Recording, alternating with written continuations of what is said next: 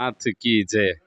आज हम प्रभु श्री चारभुजानाथ की पावन नगरी, जिसे रिकॉर्ड में गढ़बोर गांव के नाम से जाना जाता है, वहां पर खड़े हैं। और आज पीपा क्षत्रिय दर्जी समाज की तरफ से हर वर्ष की भांति भादवा सुदी, चैत्र सुदी 11 को ध्वजा चढ़ाई जाती है, जो कि मारवाड़ से आती है। लगभग 400 सालों से इस ध्वजा को चढ़ाने की परंपरा चलती आ रही है। और चारभुजा गांव में, गढ़बोर गांव में पीपा क्षत्रिय दर्जी समाज के करीब 20 से 25 घर हैं, ज़्यादा तो संख्या नहीं है, इतने ही हैं, और सभी राठौड़ गोत्र से ही हैं।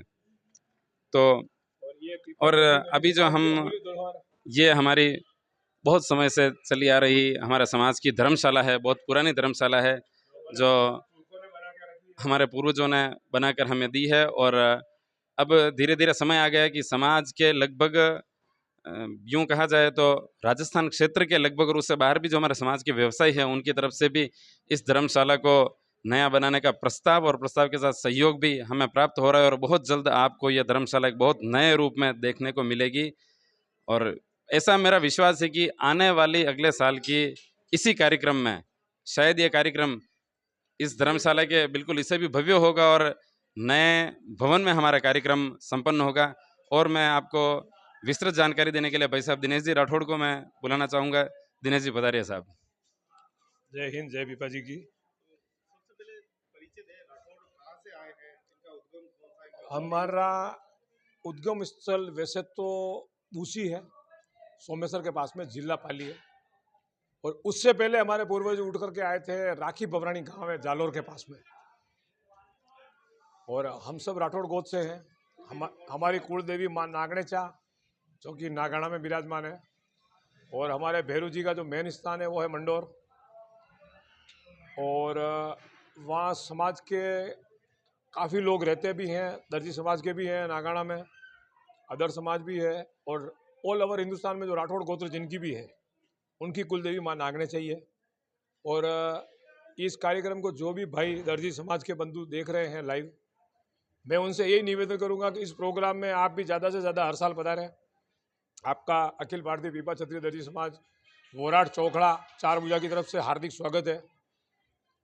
और मैं आपसे यही कहना चाहूँगा कि ये प्रोग्राम इसी तरह निरंतर आगे बढ़ता रहे, इसकी चरम सीमा कभी कम नहीं हो। और ये जो ध्वजा चढ़ाने का सौभाग्य मारवाड़ की धन्य धरा के एक महान संत हुए थे खीमजी चौहान, उनकी बदौलत चारभुजा जी और रूपनारायण जी में ध्वजा चढ़ाने का सौभाग्य हमें मिलता है।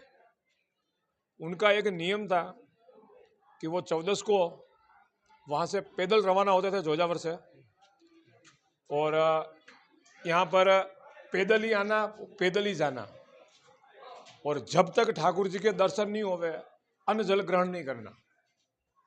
तो एक समय की बात है कि जब वो आ रहे थे, बरसात का मौसम था, और बरसात इतनी भयंकर बरस रही थी कि आदमी इधर से उधर नहीं हिल सके। उस दौरान भी उन्होंने एक उफनते हुए नदी में कूद गए।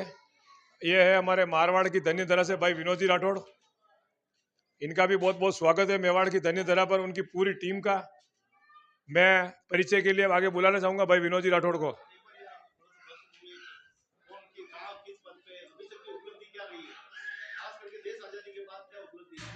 देश आज़ादी के बाद में तो उपलब्धि क्या, एक से एक नए कार्यकर्ता आते हैं, अपना अपना काम सब अच्छे ढंग से कर रहे हैं। गवर्नमेंट सेवा में भी यहाँ से है। और वर्तमान में हमारे यहाँ जो अध्यक्ष है श्रीमान प्रकाश जी राठौड़, उनका भी अच्छा सराहनीय सहयोग है। तो मैं यही कहना चाहूँगा कि ये प्रोग्राम निरंतर इसी तरह आगे बढ़ता रहे। जय हिंद, जय पीपा जी की। हाँ जी,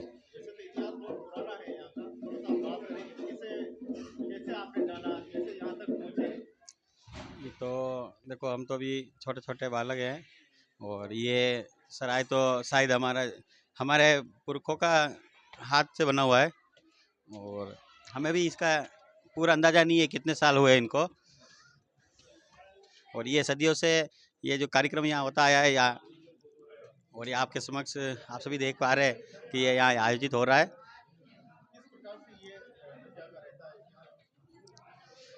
ध्वजा जो ये श्री चारभुजा मंदिर भीमालय ट्रस्ट की ओर से यहाँ लाई जाती है, और वहाँ से पंच उनकी कार्यकारिणी कमेटी भी यहाँ पधारी हुई है और यहाँ हमारे अतिथि के रूप में पधारे हुए हैं सभी, और उनकी व्यवस्था के तौर पे हम सब परिवार यहाँ खड़े हैं।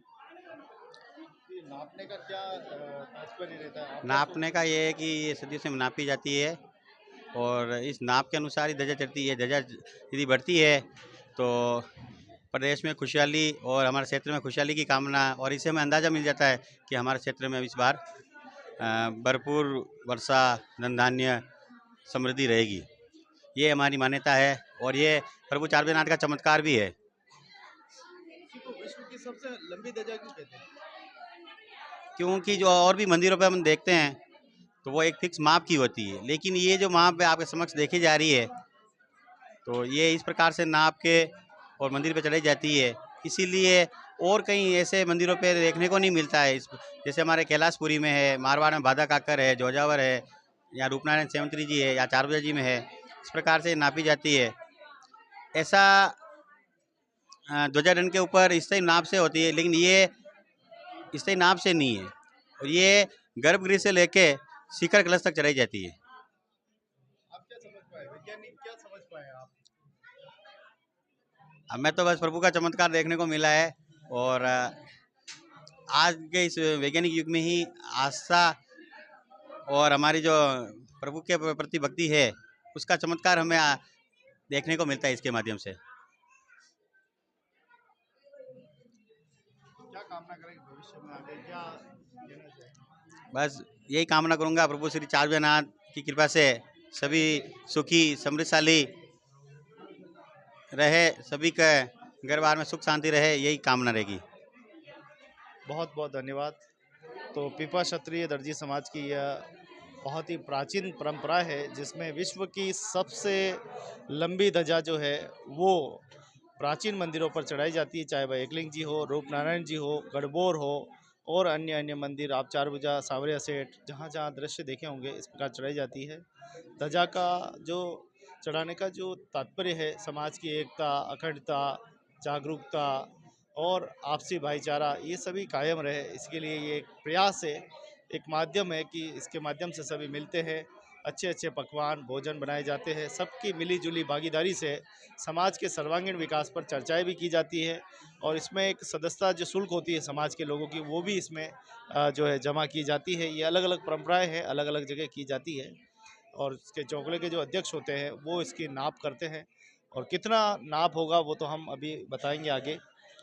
और एक तरफ देखिए सभी माताएं बहनें सब भोजन और आपसी संवाद करते हुए, वहीं दूसरी ओर आप देखें कि ध्वजा का नाप हो रहा है।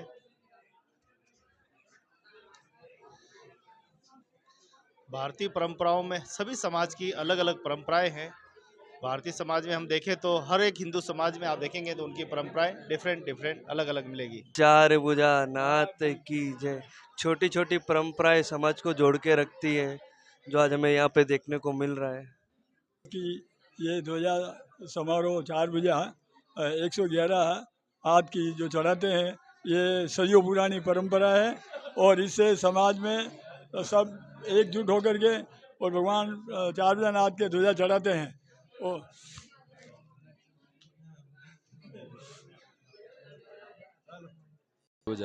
परंपराएं हमें जिम्मेदारी का एहसास कराती है, ये निरंतर बनाए रखना हम सबकी जिम्मेदारी है, ये चलती रहे हमेशा। को देख के हाल सही परंपरा को सही तरीके से निभाया जाए और जो परंपरा हमारे दादा परदादा जो लेके चल रहे थे वो आज की जनरेशन उसको आगे बढ़ाने के लिए चल रही है और यही प्रभु से हमारा निवेदन है कि ऐसे ही चलती रही है जो परंपरा चली आ रही है सदियों से। चारभुजा परंपराएं हमारे सबको बांधे रखती है। परंपराओं को हमारी सिर्फ जिम्मेदारी, परंपराओं को सब परंपराओं के निभाती रहती है। 111 हाथ गज, 111 गज है और फीट में अगर जोड़े तो कितनी भी 3 गुना।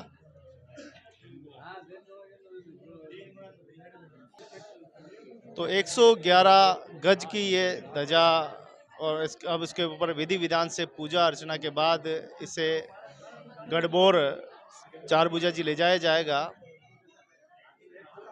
पीपा क्षत्रिय दर्जी समाज गोड़वाड़ भीमाया ट्रस्ट की तरफ से हर वर्ष की बात है। इस वर्ष भी ध्वजा महोत्सव 4 भुजा में मंदिर में ध्वजा चढ़ाई जाएगी, जो 111 गज की है। ये मेवाड़ और मारवाड़ की संस्कृति का एक तरह से मिलन है और समाज के सभी लोग बढ़ चढ़कर इसमें भाग लेते हैं। और नाम हर्षी टेलर है, मैं 7वीं कक्षा में पढ़ता हूँ और इस समाज की परंपराओं से मैं भी प्रभावित होता हूँ। इसे देखकर कला रूप में अपनी सार्थकता को प्रभावित किया है। नाम भरत राठौर है, तो मैं 4 भुजा का रहने वाला हूँ। तो मेरे को वो परंपरा अच्छी लगती है जहाँ सब आते हैं। मतलब यहाँ 4 भुजा 9 वर्ष पर हर वर्ष 11 के दिन यहाँ ध्वजा चढ़ाई जाती है, जो पीपा क्षत्रिय दर्जी समाज द्वारा चढ़ाई जाती है।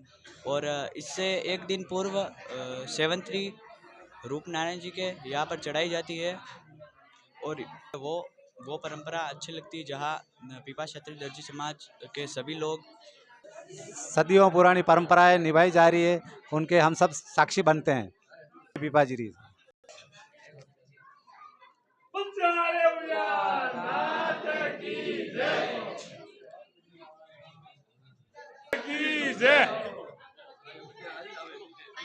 नाथ की जय की जय, बोला आज के आनंद की जय, वालों की भी जय। समाज की जो ये ध्वजा चढ़ाने की जो परंपरा है वर्षों से चली आ रही है, फल फूल रही है और हमें इस बात की बहुत खुशी है। ये प्रोग्राम इसी तरह आगे से आगे फलता फूलता रहे और आगे बढ़ता रहे।